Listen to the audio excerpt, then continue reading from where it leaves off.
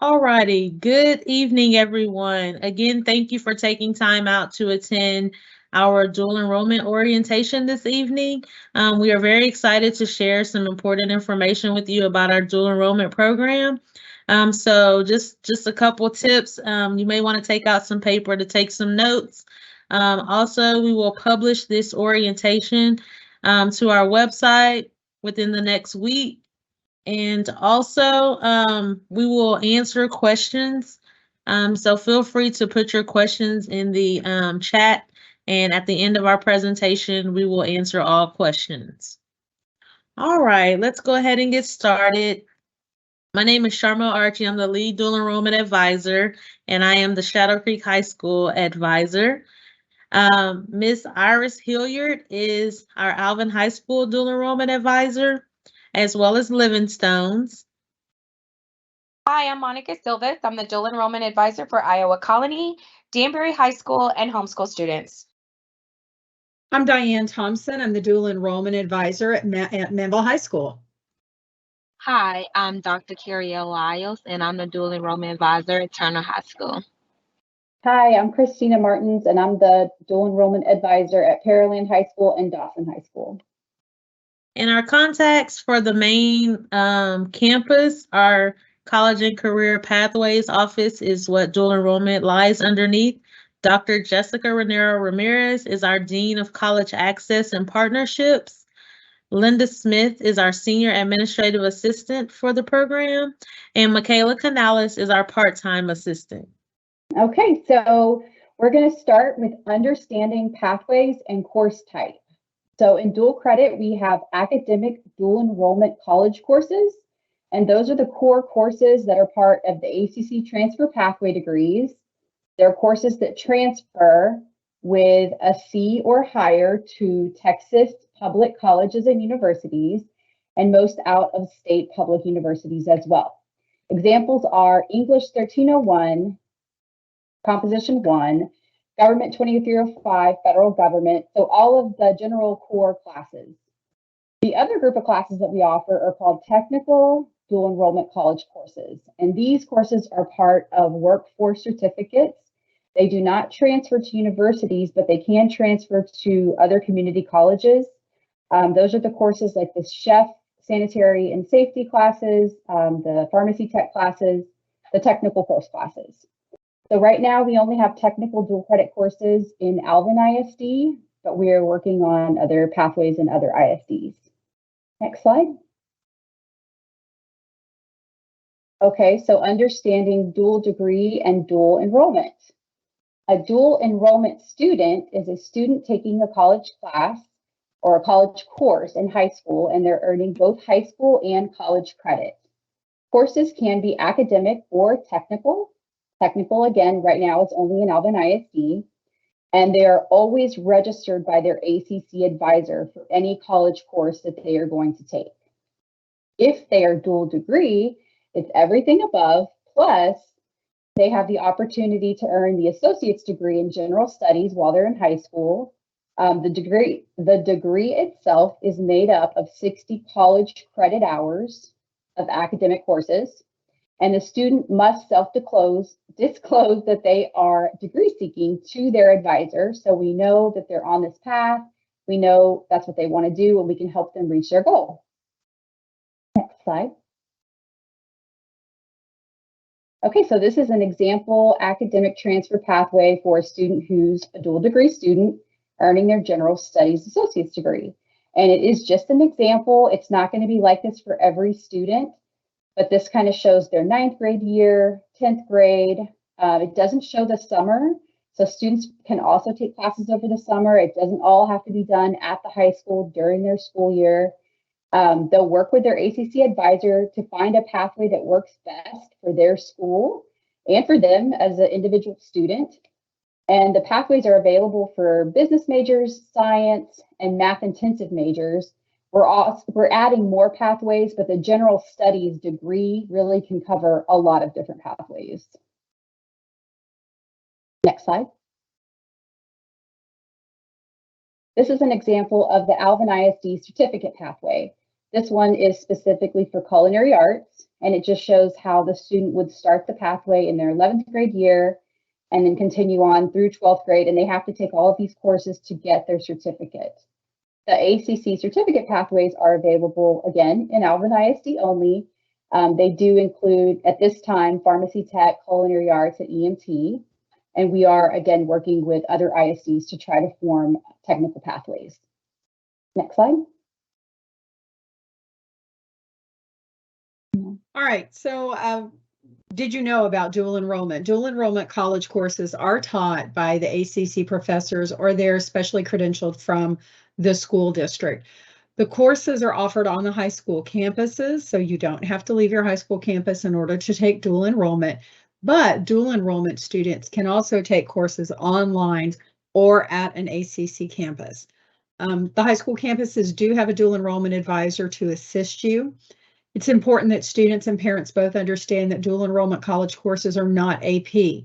So an advanced placement class is a high school class that has an end of year exam to determine whether or not the student earns college credit. With a dual enrollment class, the students will earn the college course when they the college credit when they successfully complete that course. And also AP courses are usually weighted at a higher GPA than dual enrollment courses in the school district. Let's go to the next slide. Students in the dual enrollment program are exempt from the Texas 6 drop rule while they're enrolled as a dual enrollment student. Those students are still seen kind of obviously as high school students. Dual enrollment class attendance is mandatory. So that means that there may be times where students have to make a choice between their academic obligations and their extracurricular obligations, particularly if the student is seeking a dual degree. The expectations are that the students will work and study the way a college student would work and study. Access to the ACC Dual Enrollment Handbook can be found on the ACC Dual Enrollment website. I would encourage all of you to go to that website and add it to your favorites or to your bookmarks and refer to that often. Let's go to the next slide. With dual enrollment, for many students, the first time they've heard of a syllabus or seen a syllabus is when they get to their dual enrollment class. It's an outline of the information about the specific college course that you're taking. You will receive a syllabus that has the course name, instructor name, contact information, office hours, textbooks, course objectives, assignments. When are the due dates? How are you supposed to submit the assignments? Attendance policy, grading policy, late work policy, academic dishonesty statement, college resources. Students can look up their course syllabus through the ACC website. Let's go to the next slide. All right, grades in college, a little bit different from in high school. All of the grades from Alvin Community College are reported in Blackboard. That is a platform within the student's pod account. Students should refer to Blackboard to look at their grades for their college courses, not the high school reporting system. So if your high school reports on Skyward, that Skyward system is not going to show your most current grade. Students need to go back into their Blackboard. Because, you know, you're college students are responsible for keeping track of their grades. One thing that may be new for students in dual enrollment, it's not unusual for your college class to only have 4 graded assignments for the entire semester. You might have a midterm, a final, and then 2 other assignments, and that's it, which means one assignment could be 25% of your grade. The dual enrollment advisors do not have access to your grades. We can't just click, click, click and take a look at those. Very important. Communicate your concerns regarding your grades directly with the professor. You can use your ACC student email account and reach out to your professor that way or through the platform. Let's go to the next one. All right, course concerns.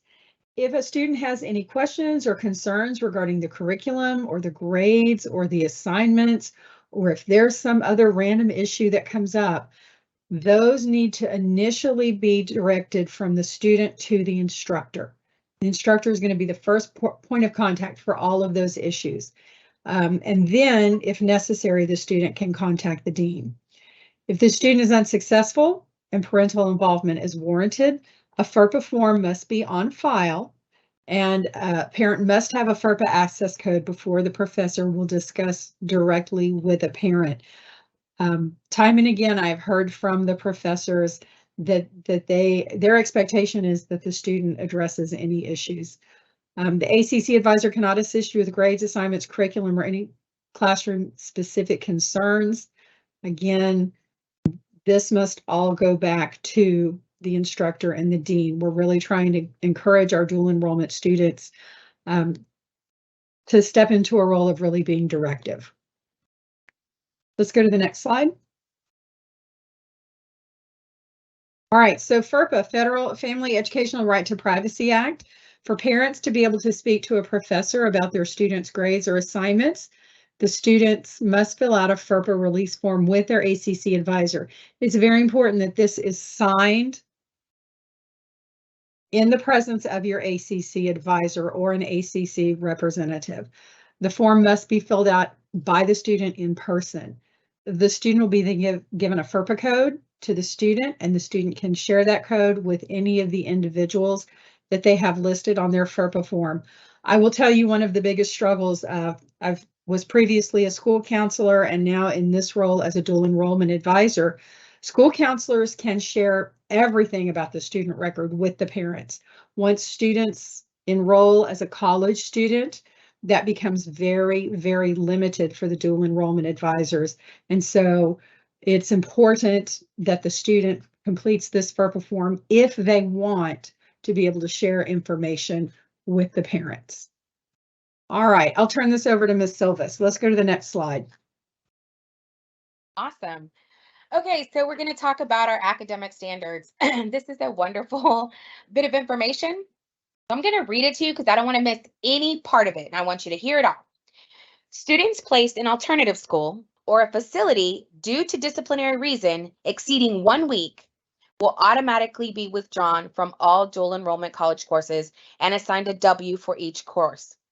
Students remaining enrolled during the 1 week placement are responsible for all assignments missed and will be held to any grading penalty incurred due to the attendance policy of the course. Students may appeal the automatic withdrawal by contacting both the ACC instructional dean and vice president of student services for review. You can get with your dual enrollment advisor about who those deans are. Homebound policy. So if you're a student entering a semester on homebound status, you should enroll in an online class only. If we already know at the beginning of the semester you're going to be homebound, the best bet is to put you in an online course. Students enrolled in college classes on high school campuses who require homebound status during the semester may 1, withdraw from college courses if prior to the published deadline, or 2, receive permission from the faculty member to continue under his or her guidelines. Students are responsible for all assignments missed and will be subject to any grading penalty incurred during the attendance policy of the course. Or 3, receive an incomplete grade in the class if the faculty member deems it appropriate. Keep in mind, an incomplete is something that is given to a student that's completed 70% of their coursework. So if you're getting in homebound in February in the spring semester, that is not going to be an option for you. Awesome. Next slide. More academic standards. So ACC has a 2.0 GPA policy.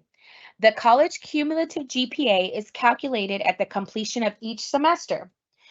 Students whose college cumulative GPA is below a 2.0 will be placed on probation and may be subject to suspension from enrolling in additional dual enrollment courses for 1 long semester. That's fall and spring.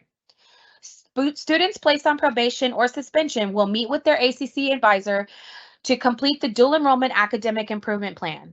If the GPA remains below a 2.0, they may be suspended from taking dual enrollment classes. If a student is placed on suspension from dual enrollment or does not agree with the dual enrollment academic improvement plan, they can appeal to the dual enrollment academic probation committee. Foreign language and math also have a C or higher rule. A grade of C or higher is required to move to the next level of foreign language or math and to guarantee transferability of courses. So if you're taking Spanish for our incoming 9th graders, 1411 is the first class that's fall August to December semester. If you don't pass 1411 with a C, you're not allowed to go on to 1412, which is the next semester. Next slide. Yay, more academic standards. Okay, course grade appeal.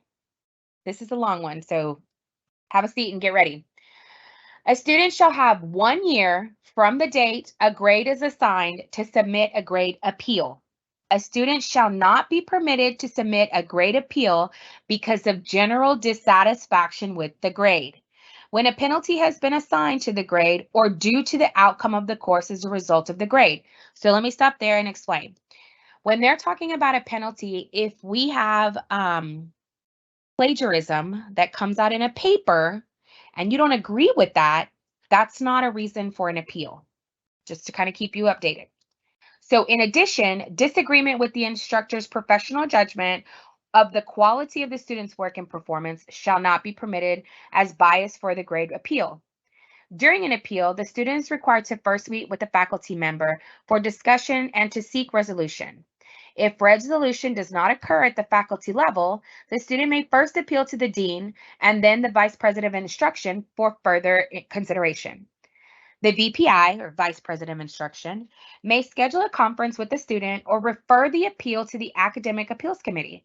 Since only grade appeals will be considered by the Academic Appeals Committee, this will be a designated committee and not an open institutional standing committee. Complete the procedures for the course grade appeal can be found in the ACC local policy and at that website. So, and you're not technically appealing the grade of an assignment, it's the whole grade. So at the end of the semester, if you get a B, I'm hoping that makes sense.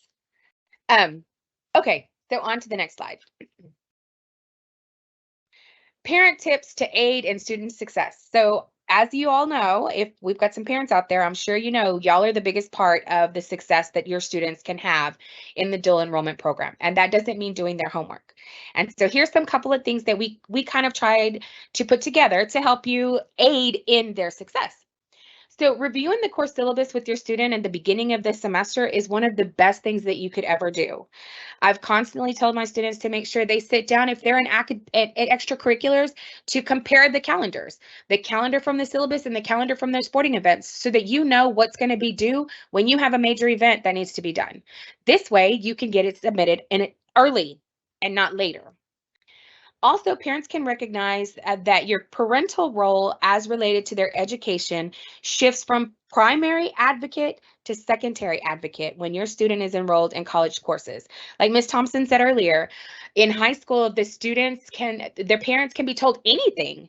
In college, there are specific things we cannot tell without student permission. And I know our incoming 9th grade parents are cringing because they're 14 years old.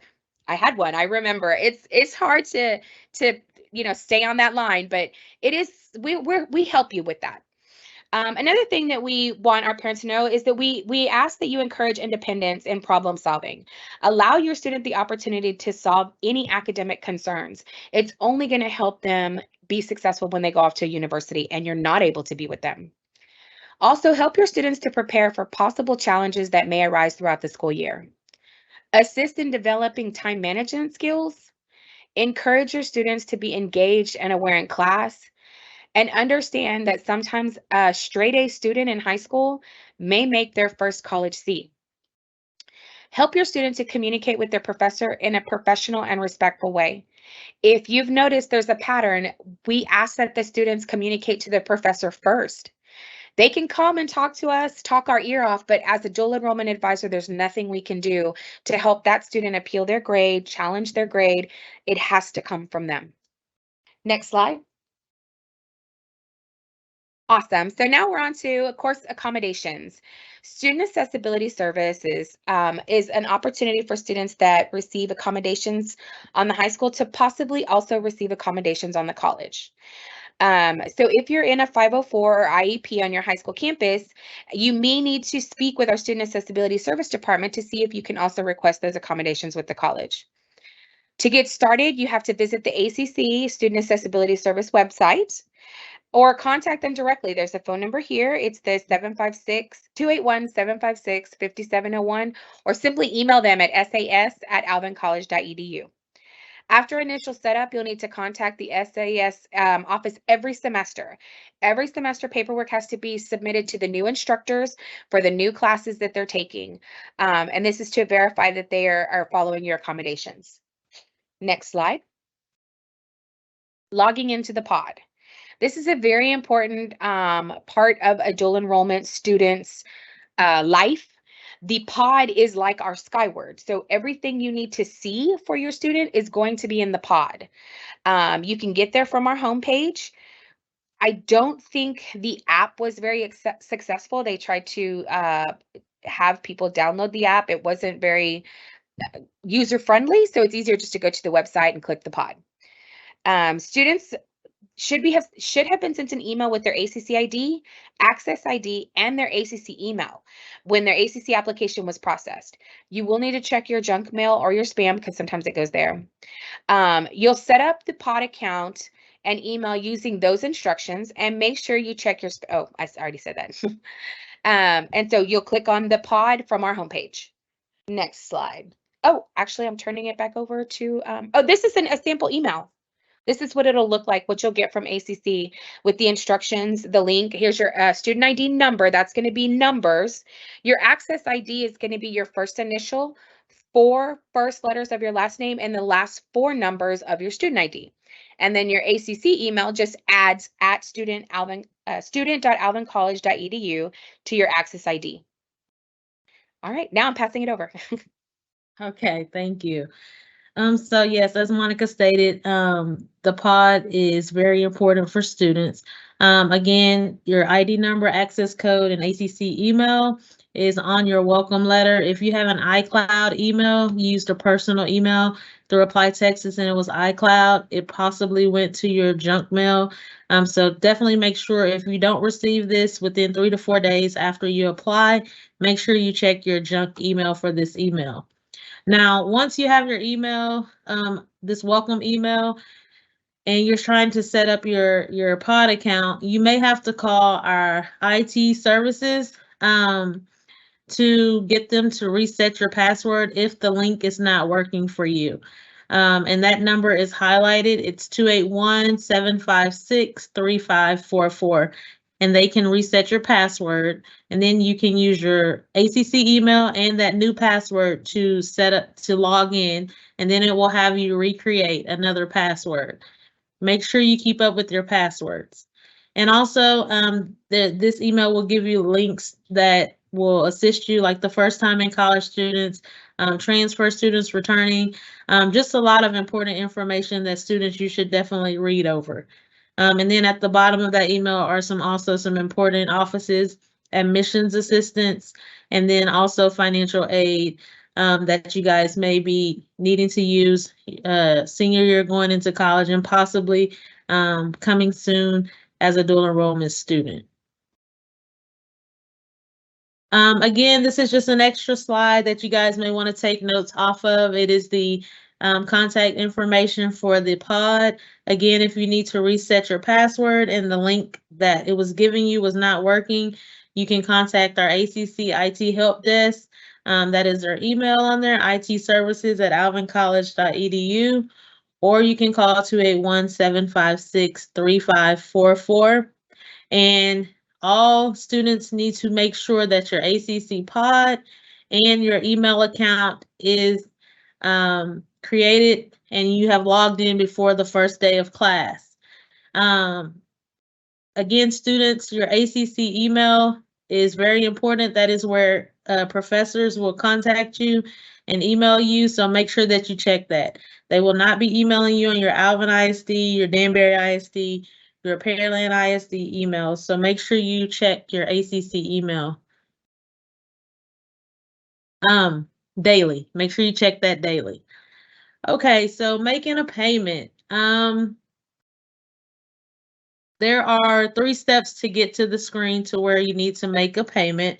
You will go to alvincollege.edu to our website, and then you will select the tab Paying for College, and then underneath that tab is Make a Payment. You click on there and you will need your ACC student ID number. And that's a 7-digit number, again, that you have on your welcome letter. And then you will also, welcome email, I'm sorry. And then you will also need your date of birth. So those are the 2 things that you will need to make a payment. For students for fall classes, all DE advisors will begin registering students in July for the fall, and payment will be due August 15th. Once we register you as a student, you will receive emails from us stating that you have been registered, and payment will be due August 15th.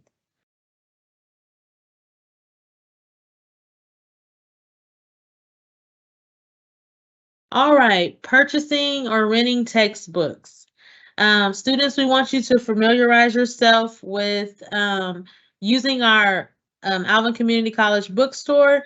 The phone number is listed on here. During the summer, we are closed on Fridays, but during the school year, our bookstore is open Monday and Tuesdays from 7:30 a.m. to 6:30 p.m.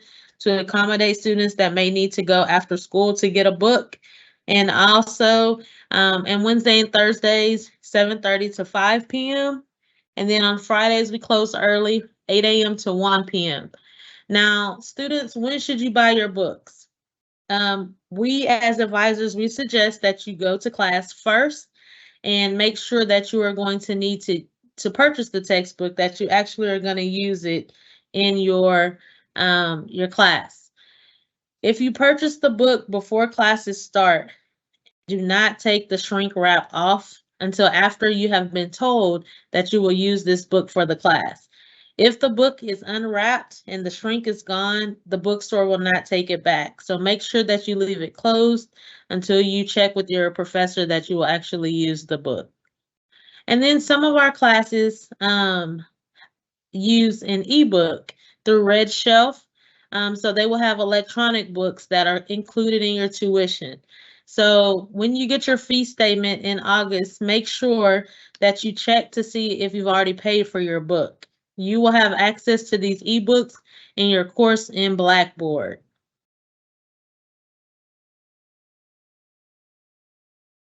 Okay, so I consider this a really important slide that I think we should talk about, and this is the TSI A2 test. So this TSI test is a diagnostic college placement exam that includes reading and writing an essay and also a math section. Okay, so depending on where you're at, what year you're starting your dual enrollment program will determine if you have to automatically take the test or if you can possibly qualify for a waiver.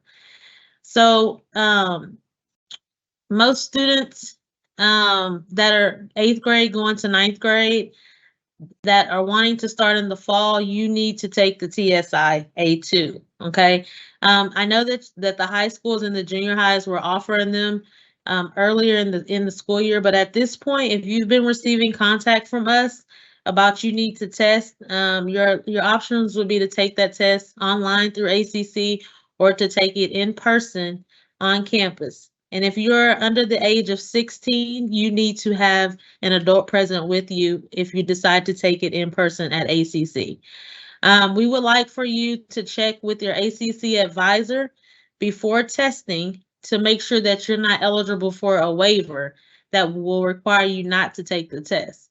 So students take the PSAT NMS QT version, and that version allows students, if they score a certain thing, to not to have to take the TSI. So it is important that you get in touch with your ACC dual enrollment advisor so that we can let you know whether or not you qualify for a waiver. So the scores required for passing on these sections of this test. So English and reading are one section, they're combined together.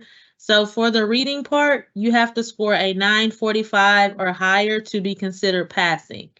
And on the essay, the writing essay part, you have to score a 5 or higher on that to be considered passing.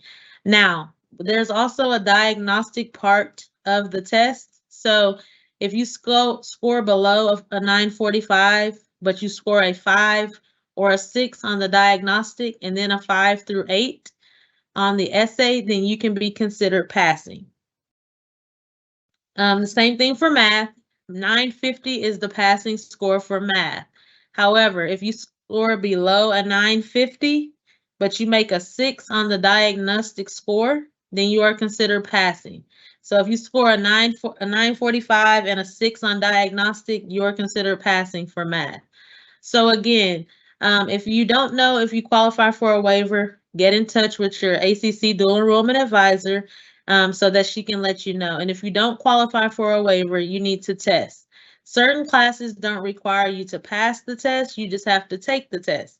Some classes are core classes: English, government, history, sciences, psychology, sociology. All those courses require you to pass the test.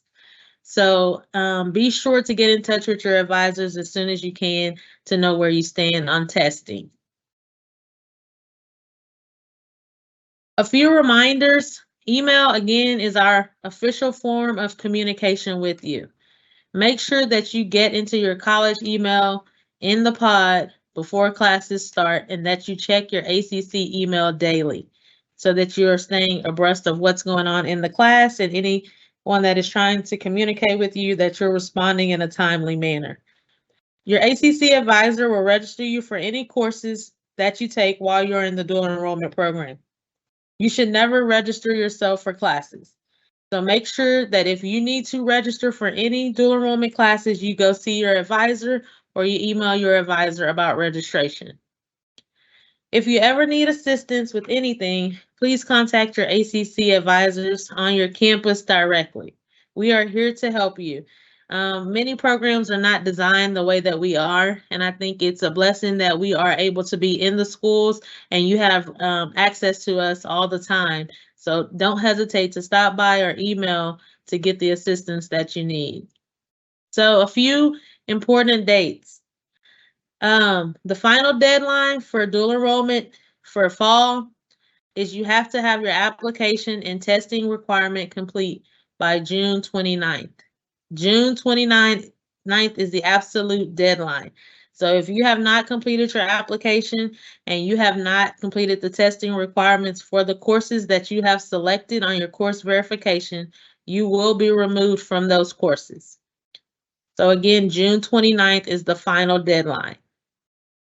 Payment deadline for fall is August 15th, and courses will begin August 21st for our college courses.